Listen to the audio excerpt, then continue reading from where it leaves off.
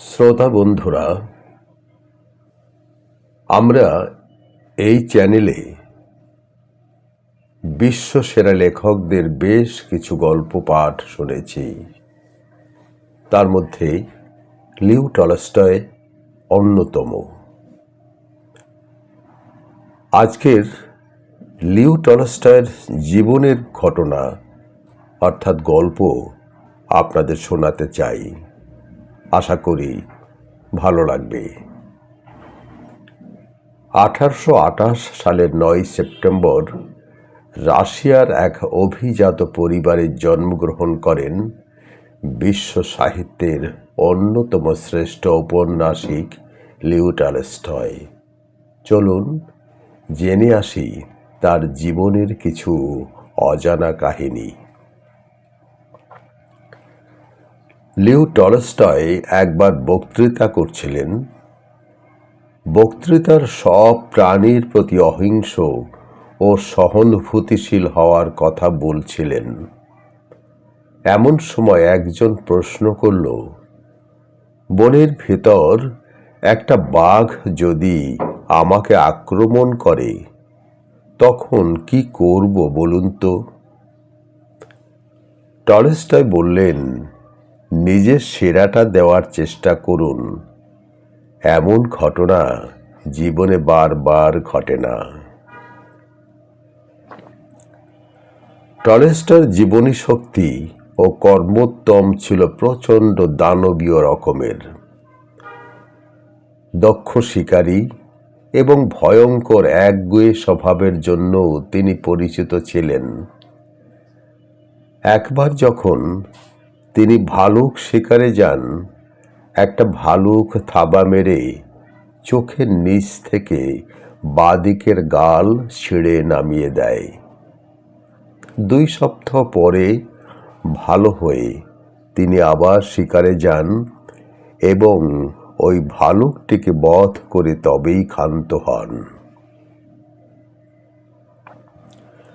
Tolstoy 1902 থেকে 1906 সাল পর্যন্ত টানা 5 বছর সাহিত্যে নোবেল পুরস্কারের জন্য মনোনয়ন পেয়েছিলেন।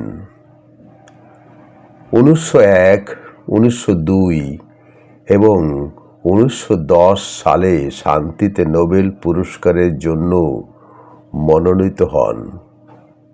কিন্তু আশ্চর্যজনক হলেও সত্যি, তিনি একবারও নোবেল পুরস্কার জিততে পারেননি।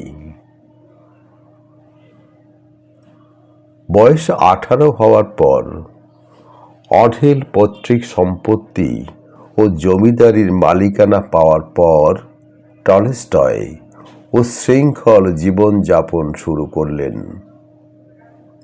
এতে করে তিনি কিছুদিনের মধ্যেই অসুস্থ হয়ে হাসপাতালে ভর্তি হলেন। হাসপাতালে থাকাকালীন তার হাতে এলো বেঞ্জামিন ফ্রাঙ্কলিনের জীবনী, যা পড়ে তিনি জানতে পারলেন বেঞ্জামিন দিন শেষে তার দোষগুলো ডায়েরিতে লিখে রাখতেন।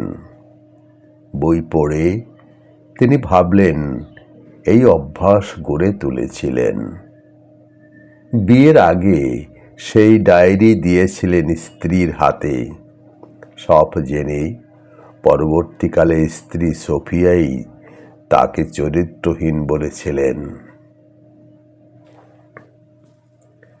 দেখা হওয়ার পর 1 সপ্তাহের মাঝেই 18 বছর বয়সী সোফিয়াকে বিয়ে করেন 34 বছর বয়সী টলস্টয়। টলস্টয়ের হাতের লেখা একমাত্র তার স্ত্রী সোফিয়াই পড়তে পারতেন। তাই সোফিয়াকেই পাণ্ডুলিপি থেকে লেখা উদ্ধারের দায়িত্ব পালন করতে হতো। ওয়ার অ্যান্ড পিস উপন্যাসটির 7টি খসড়া তৈরি করেছিলেন সোফিয়া।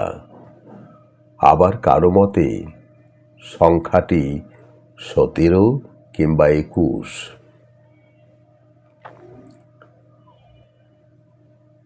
ওয়ার অ্যান্ড পিস এই যুগান্তকারী রচনাটি লিখতে টলস্টয়ের সময় লেগেছিল দীর্ঘ 5 বছর। রাশিয়ায় দুর্ভিক্ষের সময় একদিন আক্রান্ত অঞ্চল সরেজমিন ঘুরে ঘুরে দেখছিলেন টলস্টয়। ওই সময়ই একটি মেয়ে রেল লাইনে ঝাঁপ দিয়ে আত্মহত্যা করলে সেই ঘটনাকে নিয়ে লিখলেন বিখ্যাত উপন্যাস আনা কারেনিনা। পাদ্রী পুরোহিতদের বিরুদ্ধে কথা বলা ও সমালোচনার জন্য শাস্তিস্বরূপ টলস্টয়কে খ্রিস্ট ধর্ম থেকে বহিষ্কার করা হলো। যাজক সম্প্রদায় ঘোষণা দিল টলস্টয় আর খ্রিস্টান বলে গণ্য হবেন না। এর উত্তরে তিনি বলেছিলেন যে যারা ঈশ্বর ও যিশুকে নিয়ে ব্যবসা করে তাদের চেয়ে তিনি সহস্র গুণ বেশি ধার্মিক খ্রিস্টান। তার মৃত্যু পরবর্তী সময়েও কোনো অন্ত্যেষ্টি ক্রিয়া করা হয়নি। সেবারই প্রথম রাশিয়া কোনো মৃত্যু দেখল যেখানে গির্জার কোনো ভূমিকা ছিল না। শ্রোতা বন্ধুরা, এটি টলস্টয়ের জীবনের সত্যি ঘটনা। আমার ভালো লেগেছে তাই আপনাদের পড়ে শোনালাম। আপনারা বলবেন হয়তো, আশা করি কেমন লাগলো আপনাদের। ভালো থাকুন সবাই।